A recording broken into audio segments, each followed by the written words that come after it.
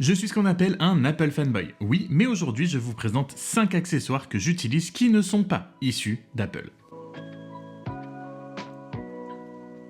On le sait, Apple a tendance à pratiquer une politique tarifaire assez élevée et si j'arrive toujours à justifier le prix d'un iPhone, d'un MacBook ou de mon Mac Studio par exemple, quand on parle des accessoires, c'est là où j'ai tendance à être un petit peu moins d'accord et à me tourner vers d'autres marques, d'autres alternatives et ne pas toujours me tourner vers les produits spécifiques Apple. Donc aujourd'hui, je vous en présente 5 et on va commencer avec le produit où là, c'est pas juste bien d'aller regarder une alternative, c'est juste essentiel pour moi tellement la Magic Mouse d'Apple est un bel objet, certes, mais c'est une souris qui n'est pas ergonomique, pas du tout pratique, on parle bien du port de recharge sur le dessous. Bref, la Magic Mouse est un bel objet, ça marche très bien avec un Mac, le défilement naturel, pouvoir swiper entre les pages, etc. Oui, mais à côté, la MX Master 3, c'est un peu le standard absolu sur un bureau si vous faites un minimum de productivité, du télétravail, n'importe quoi, et que vous avez un Mac fixe ou même avec un MacBook Pro, un MacBook portable.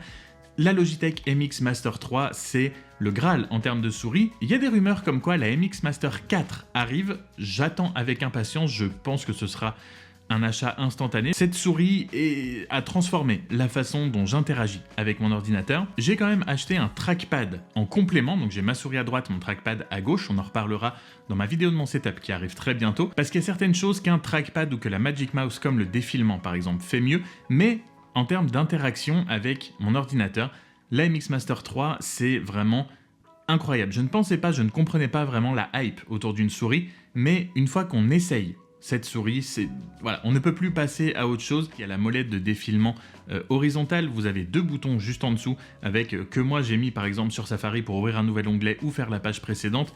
On a le petit bouton qui est en bas du pouce, où là vous pouvez afficher toutes vos fenêtres sur votre Mac, vous pouvez passer d'un bureau à l'autre en glissant, et vous avez aussi le logiciel qui vous permet d'attribuer une fonction spécifique, même en fonction des applications différentes. Donc à chaque fois que vous rentrez dans une application, vous pouvez attribuer un bouton par emplacement, par application. En termes d'ergonomie, c'est vraiment très très bon. Bref, ça tue une Magic Mouse, mais le matin, le midi, le soir et même pendant que vous dormez, c'est juste la première alternative à aller chercher quand vous avez un Mac. Voilà, le premier truc à acheter, c'est ça. Et pour compléter une souris, évidemment, quand on travaille sur un Mac fixe notamment, quoi de mieux qu'un vrai bon clavier? J'en ai pas mal des claviers, mais celui que je préfère actuellement et que j'utilise depuis un petit moment maintenant, c'est le Keychron K4HE. Ce clavier peut absolument tout faire, je vous encourage à aller voir la vidéo que j'ai fait dessus parce qu'il a énormément de points forts. Le look notamment, regardez-moi ça comme il est absolument magnifique. Il a des switches magnétiques pour le gaming si jamais vous voulez vous faire des parties. Vous avez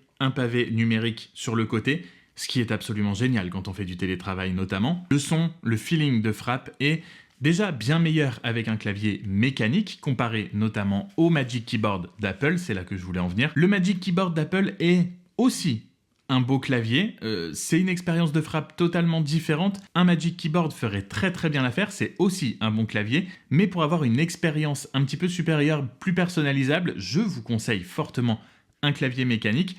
Le seul problème comparé au Magic Keyboard, et je pense qu'il aura cet avantage absolument tout le temps, ce clavier de chez Apple, c'est le Touch ID. C'est quelque chose qui me manque énormément. Voilà, ça, on n'aura pas sur un clavier qui n'est pas le Magic Keyboard, mais vous en avez à peu près à tous les prix des claviers mécaniques. Vous pouvez aller voir sur la chaîne, j'ai testé pas mal de claviers, vous en aurez certainement un peu dans votre budget. Je vous encourage fortement à passer au clavier mécanique. On va passer maintenant à l'accessoire iPhone que la grande majorité des gens utilisent, c'est la coque. Pour iPhone, je fais partie de la team sans coque. Personnellement, on va dire que 80% du temps, mon téléphone est tout nu. Oui, j'aime vivre dangereusement, je sais. Mais je sais qu'il y a aussi énormément de gens qui mettent une coque sur leur téléphone. Je vous comprends. Et sur ce point-là, Apple n'a pas fait que du bon ces dernières années. Leur coque en silicone est très très agréable au toucher. Et si le silicone n'est pas votre truc, Apple depuis quelques années fait les coques et les wallets et plusieurs accessoires avec leur matériau un peu fibre, le woven, ils appellent ça,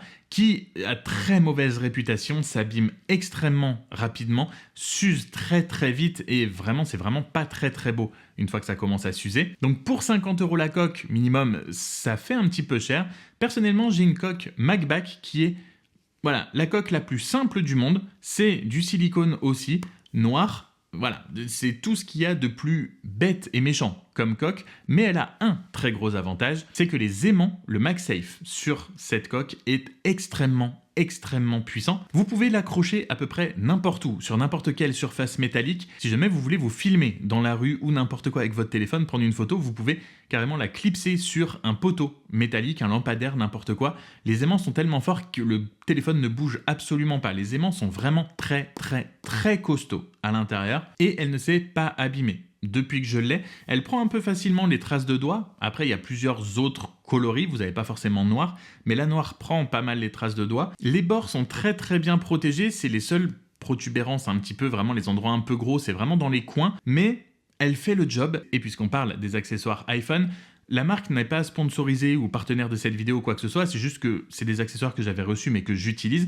Macbac m'avait aussi envoyé leur portefeuille en cuir pour aller avec la coque, et c'est quelque chose que j'utilisais déjà. J'ai le portefeuille en cuir Apple qu'on m'avait offert, mais le petit problème du portefeuille MagSafe comme ça de chez Apple, il n'y a rien pour aller pousser les cartes, pour sortir les cartes. Ce portefeuille-là a un petit trou sur le dessous où il suffit de pousser les cartes et vous pouvez choisir ce que vous voulez. Il peut contenir jusqu'à 7 ou 8 cartes, moins joli que celui d'Apple, quand même je trouve, mais plus pratique, vraiment plus pratique, et lui aussi possède des aimants très forts, donc quand vous le couplez à la coque, voilà, genre, ça tient vraiment fort. Le quatrième accessoire, et c'est le plus cher de tous, mais qui n'est toujours pas aussi cher, presque maintenant, mais toujours pas aussi cher que les AirPods Max. C'est le casque Sony, plus particulièrement celui-là, le WH-1000XM3, je crois que c'est ça. Oui, c'est bien le XM3, ni le 4, ni le 5, ni le 6. Le 3, les 6 viennent de sortir, mais j'ai 3 générations de retard maintenant. Mais ce casque est absolument incroyable. Mais les AirPods Max m'ont toujours beaucoup tenté. Je trouve le design très joli. Ils ont énormément de défauts, je pense, les AirPods Max, à commencer évidemment par le prix, le poids et la pochette de rangement qui est absolument stupide. A contrario de ce que je vous disais par rapport à un Mac ou à un iPhone, je n'ai jamais réussi à justifier de mettre aussi cher dans un casque juste pour qu'il rentre dans l'écosystème et parce que c'est Apple, surtout quand j'avais déjà un XM3. Le seul point de frustration que j'ai avec cette génération-là, avec le XM3 en 2025, c'est qu'il ne s'appaire pas à 2 appareils en même temps. Mais quand je sais que pour la moitié du prix des AirPods Max, je peux avoir des XM4, voire des XM5, voilà, je n'arriverai, je pense, jamais à passer le pas. Et si je devais changer mes XM3, je reprendrais du Sony. Ils sont légers, ils sont hyper confortables, ils peuvent se plier pour pouvoir les emmener en voyage par exemple. J'ai pas grand chose de mauvais à dire sur le casque Sony. Donc ça, c'est vraiment une vraie excellente alternative à un accessoire Apple qui est très performant pour moins cher et voilà, avec énormément de points forts. Le cinquième et dernier accessoire n'est pas très sexy, mais comme Apple ne fournit plus de chargeur, personnellement, j'utilise le chargeur 100 watts de Ugreen. Si vous achetez un Mac, vous aurez toujours un chargeur avec, mais avec ce chargeur de Ugreen, vous avez 3 ports USB-C et un port USB-A. Vous avez des versions avec uniquement de l'USB-C, etc. Ce qui fait que sur ce chargeur, je peux avoir un câble pour charger mon Apple Watch en USB-A, 1 ou 2 iPhones en USB-C, mais si vous chargez uniquement votre MacBook dessus, il enverra largement assez de jus pour charger votre ordinateur, même si vous l'utilisez en même temps. C'est hyper pratique quand vous êtes dans une pièce où vous partagez, où vous avez besoin de charger plusieurs appareils en même temps, mais c'est surtout extrêmement pratique en voyage où vous n'aurez pas besoin du coup de prendre le chargeur de votre iPhone, une brique de chargeur aussi pour votre Apple Watch et une brique de chargeur pour votre MacBook. Ça fait des années que je l'ai et il se porte toujours très bien. C'est devenu tellement pratique et c'est tellement ancré de pouvoir tout charger en même temps sur une même prise au même endroit que si un jour il vient me lâcher, je sais que je serai obligé d'en racheter un. Voilà donc pour les 5 accessoires non Apple que j'utilise au quotidien en tant que Apple fanboy. N'hésitez pas à nous dire dans les commentaires quel est vous l'accessoire que vous utilisez le plus avec vos appareils Apple mais qui ne vient pas de chez Apple. Vous aurez tous les liens dans la description. Si vous avez des produits que je vous ai présentés qui vous intéressent, n'hésitez pas à aller voir. J'espère que cette vidéo vous a plu et vous aura été utile. Si c'est le cas, n'hésitez pas à vous abonner avant de partir. Prenez soin de vous, on se retrouve très vite dans une prochaine vidéo. Salut!